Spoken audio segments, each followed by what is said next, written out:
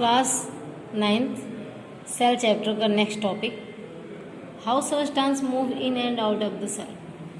कोई भी सबस्टांस जो होता है वो कैसे सेल के अंदर मूव करता है, कैसे सेल के अंदर एंट्री करता है, कैसे वहाँ से बाहर निकलता है, इसी के बारे में स्टडी करना है। The main function of plasma membrane is to selectively control to entry and exit of substance inside and outside of the cell. ठीक है, कोई भी सबस्टांस जब प्लाज्मा मेम्ब्रेन के अंदर एंट्री करता है तो कैसा होता है, प्लाज्मा मेम्ब्रेन जो होता है वह सेलेक्टिवली परमिएबल मेम्ब्रेन नेचर का होता है। ठीक है ना, किसी को भी बाहर या अंदर जाने में मतलब कंट्रोल करके भेजता है, सेलेक्ट करके भेजता है, बिना सेलेक्ट किए नहीं भेजता है। मेन फंक्शन इसका यही होता है। Substance can enter the cell across the cell plasma membrane by following process. 3 process से एंट्री करते हैं और एग्जिट होते हैं, डिफ्यूजन, ऑस्मोसिस एंड एंडोसाइटोसिस और फैगोसाइटोसिस। डिफ्यूजन में क्या है, डिफ्यूजन एक ऐसा प्रोसेस है जिसमें क्या होता है, हायर टू लोअर कंसंट्रेशन में कोई भी गैस या लिक्विड फॉर्म होता है उसमें ट्रांसफर करने में हेल्प करता है। ठीक है, देखिए यहाँ पे दिया भी है, diffusing the spontaneous movement of particles of a substance in a gas or liquid form from a region of its higher concentration region of its lower concentration until per uniform concentration achieved at the both end. In diffusion, molecules move along concentration gradient and no energy is required. Diffusion में क्या होता है, higher to lower concentration में liquid और gas medium में transfer तो होता है, लेकिन इस ट्रांसफर होने में किसी भी तरह की एनर्जी की आवश्यकता नहीं पड़ती है। एग्जाम्पल ऑफ डिफ्यूजन, जैसे हम लोग अपने पे लेते हैं ऑक्सीजन और CO2, गैस एक्सचेंज करते हैं, रिस्पायरेशन करते हैं ना, तो उस टाइम में क्या होता है, जो ऑक्सीजन लेते हैं बाहर से वो भी डिफ्यूजन के द्वारा ही बॉडी में एंट्री करता है। लेकिन आप लोगों को समझने वाली बात यहाँ पे ये है कि इन्वायरमेंट में ऑक्सीजन की मात्रा ज़्यादा है ना, हमारे बॉडी में ऑक्सीजन की मात्रा कम है, तो हम क्या हुआ, इन्वायरमेंट से इनसाइड द सेल ले रहे हैं ना। इन्वायरमेंट में हाई कंसंट्रेशन कह सकते हैं और इनसाइड सेल में लो कंसंट्रेशन। तो यहाँ कंफर्म हो गया ना कि gas molecule transfer from higher to lower concentration. ठीक है, अब देखिए मान लीजिए CO2 है, CO2 बॉडी से बाहर निकाल रहे हैं, तो बॉडी की मतलब इनसाइड द सेल CO2 की मात्रा कम होती है ना, हमारे बॉडी के अंदर सेल की उसकी CO2 की मात्रा कम होती है। ठीक है, और बॉडी के बाहर एटमॉस्फेयर में CO2 की मात्रा ज़्यादा होती है। ठीक है, तो ऐसे भी देख लीजिए, प्लांट जो होते हैं वो इन्वायरमेंट से CO2 लेते हैं ना, प्लांट जो होते हैं वो इन्वायरमेंट से CO2 लेते हैं। तो इन्वायरमेंट में क्या है, CO2 की मात्रा ज़्यादा है और प्लांट के सेल में CO2 की मात्रा कम है, तो वहाँ भी तो हायर टू लोअर कंसंट्रेशन गया। और हमारे बॉडी में ऑक्सीजन है, बाहर इन्वायरमेंट में ऑक्सीजन की मात्रा ज़्यादा है, इनसाइड द सेल ऑक्सीजन की मात्रा कम है, तो भी हम बाहर से लेते हैं हायर टू लोअर कंसंट्रेशन, और प्लांट भी higher to lower concentration CO2 लेते हैं। ठीक है, उसको यहाँ पे एक्सप्लेन किया हुआ है। Diffusion of the substance across a biological membrane from region of high concentration to the region of lower concentration is called passive transport. ठीक है, डिफ्यूजन एक सबस्टांस है, मतलब diffusion of a substance across a biological membrane, biological membrane को cross करता है higher to lower concentration, उसी को कहा जाता है एक्टिव ट्रांसपोर्ट। अब बात ये सोचने वाली है कि डिफ्यूजन हमारे लिए महत्वपूर्ण क्यों है, क्या इंपॉर्टेंस है इसका। इंपॉर्टेंस ऑफ डिफ्यूजन ये होता है कि diffusion help in the gas exchange of diffusion help in the exchange of respiratory gas. Diffusion process ना होता हम बाहर से ऑक्सीजन कैसे लेंगे बॉडी के अंदर। ठीक है, तो यहाँ पे क्या होता है, डिफ्यूजन इसमें भी सहायता करता है। It help in the distribution and spread of different substance in the cytoplasm. ठीक है, जैसे आप लोग क्लास 10th में पढ़ोगे, अमीबा में यूनिसेलुलर एनिमल्स में भी ये होता है, डिफ्यूजन होता है। तो वहाँ पे क्या होता है कि सेल के अंदर जब चला जाता है फूड, तो वो फूड क्या होता है, बॉडी के सेल के साइटोप्लाज्म में ट्रांसफर करने में हेल्प करता है।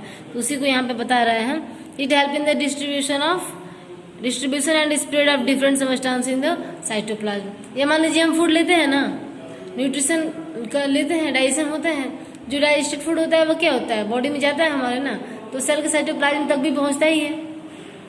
ठीक है, तो वहाँ सारे हर जगह डिफ्यूजन का ही काम होता है, डिफ्यूजन ही हेल्प करता है। Diffusion of water result in osmosis, ठीक है। जो डिफ्यूजन होता है वाटर में वो भी क्या है, ऑस्मोसिस, वो भी जो भी वाटर में डिफ्यूजन होता है, वाटर में डिफ्यूजन होता है, मान लीजिए 2 वाटर है, ठीक है, 2 वाटर ड्रॉप है, या मान लीजिए बहुत सारा वाटर है, उसमें बहुत सारे एनिमल्स भी रहते हैं, तो वहाँ भी तो क्या होता है, गैस लेते हैं ना बाहर से, वाटर से गैस लेते हैं, तो वहाँ भी क्या होता है, डिफ्यूजन ही होता है। तो diffusion of water result in the osmosis. Various substance dissolve in medium through diffusion. बहुत सारे सबस्टेंस होते हैं जो डिफ्यूजन के माध्यम से सॉलिड लिक्विड गैस में आके डिजॉल्व होता है। जैसे मान लीजिए इंक है, हम वाटर लिए हैं बीकर में, किसी चीज़ में वाटर लिए हैं और इंक डाल रहे हैं, तो इंक क्या होता है, पूरे बॉटल में फैल जाता है, तो वहाँ भी क्या हुआ, डिफ्यूजन ही हुआ, ठीक है। Transpiration from aerial part of the plant occurs due to diffusion. Transpiration means क्या होता है, आप लोग सुने होंगे रिस्पायरेशन, एक्सक्रीशन। ट्रांसपीरेशन क्या होता है भाई, नोट कर लीजिए इसको। Excess water are evaporated from the leaf surface by the sun. Excess water are evaporated from the leaf surface by the sun is known as a transpiration, ठीक है। तो लिप के सरफेस से जो वाटर, एक्स्ट्रा वाटर होता है, ठीक है, वह सन क्या करता है, एब्जॉर्ब करता है। तो सन एब्जॉर्ब किस माध्यम से करता है, यहाँ भी डिफ्यूजन के द्वारा ही एब्जॉर्ब करता है, इवोपोरेट होता है वाटर। अब मान लीजिए किसी भी कहीं भी बहुत सारे फ्लावर्स हैं, वहाँ का हम सेंट समझ पाते हैं ना कि यहाँ बहुत अच्छा खुशबू आ रहा है, तो सेंट भी वहाँ से निकल रहा है, तो बाय द डिफ्यूजन हमारे बॉडी में जा रहा है, डिफ्यूजन हो रहा है, तो हम उसको फील कर पा रहे हैं कि क्या है, ये बहुत अच्छा परफ्यूम है। It is important for plants to attract insect for pollination, ठीक है। तो जो परफ्यूम, जो भी सेंट होता है फ्लावर्स में, वह बहुत अच्छा होता है, बहुत ही इंपॉर्टेंट होता है तब पॉलिनेशन के लिए। जैसे अच्छी खुशबू आती है तो वहाँ पे क्या होता है, जो भी इंसेक्ट होते हैं उस फ्लावर्स पे अट्रैक्ट होते हैं और वहाँ पे पॉलिनेशन में हेल्प करते हैं, ठीक है। और पॉलिनेशन क्या होता है, अभी तो इसमें नहीं पढ़ना है, नेक्स्ट क्लास में पढ़ना होगा, फिर भी सुन लीजिए।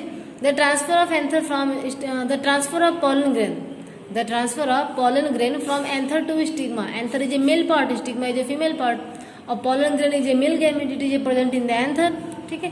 तो जो इंसेक्ट वगैरह होते हैं वो क्या होते हैं, पॉलन ग्रेन को एंथर से स्टिग्मा तक ट्रांसफर करने में हेल्प करते हैं। और इंसेक्ट जो होते हैं वो क्या होते हैं, फ्लावर्स के सेंट के द्वारा ये अट्रैक्ट होते हैं और उसको पॉलिनेशन में सहायता करते हैं। ये था आपका इंपॉर्टेंस ऑफ डिफ्यूजन। अब देखते हैं नेक्स्ट टॉपिक, ऑस्मोसिस। ऑस्मोसिस क्या है, the movement of water molecule through a selective permeable membrane. Selectively permeable membrane का मतलब क्या है कि कोई भी सबस्टेंस बाहर से अगर सेल के अंदर एंट्री कर रहा है तो वह मेम्ब्रेन जो होगा पहले सिलेक्ट करेगा, चूज करेगा कि यह अंदर जाना है या नहीं जाना है ना। अगर जाने योग्य होगा तो उसको ट्रांसफर कर देगा, वरना वहीं से बाहर निकाल देगा। तो यही होता है आपका क्या, सिलेक्टिव परमेबल मेम्ब्रेन। जो प्लाज्मा मेम्ब्रेन होता है वह इसी नेचर का होता है, ठीक है। From a region of higher water concentration to region of lower water concentration is called osmosis, ठीक है। Osmosis is the diffusion of free water molecule across semi permeable membrane. अगर ऑस्मोसिस किसी भी फ्री वाटर मॉलिक्यूल्स में होता है, osmosis is the diffusion of free water molecules, तो वहाँ अक्रॉस से क्या होगा, सेमी परमेबल मेम्ब्रेन। सेमी मतलब क्या होता है, हाफ, परमेबल मीन्स परमिशन देना, और मेम्ब्रेन मीन्स क्या होता है, मेम्ब्रेन। तो किसी भी चीज को बाहर से अंदर एंट्री करने में, तो ऐसा नहीं कि पूरा वहीं रोक देगा, कुछ को अंदर एंट्री कर देगा, कुछ को वहीं छोड़ देगा, ठीक है। इसी को कहते हैं semi permeable membrane. Osmotic solution and types of osmosis.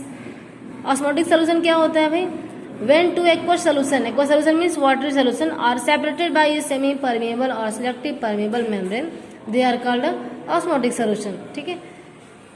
When a plant or animal cell is placed in a salt solution, salt or sugar solution in water, the movement of water molecules into or out of the cell through plasma membrane will depend on the concentration of solute of surrounding solution, ठीक है। अब जो osmotic solution होता है वो कितने type का होता है, वह होता है आपका 3 टाइप का, आइसोटोनिक, हाइपोटोनिक एंड हाइपरटोनिक, ठीक है बच्चों। थोड़ा इसको ध्यान से पढ़िएगा, थोड़ा सा कंफ्यूजन हो सकता है इन सब में, तो अच्छे से पढ़िए, इसको हम लोग पढ़ेंगे। Isotonic, hypotonic and hypertonic solution, इन तीनों का फिगर यहाँ पे दिया हुआ है, ठीक है। आप लोग कुछ भी नोट से बनाइए, प्लस फिगर होना बहुत जरूरी है। थोड़ा चैप्टर लंबा ये है, थोड़ा टाइम लगेगा खत्म होने में, अच्छे से समझ के पढ़िएगा, ठीक है। एक्टिविटी 2.5 बेसी बेस पे दिया गया है यहाँ पे। अब बुक लेना कंपलसरी है।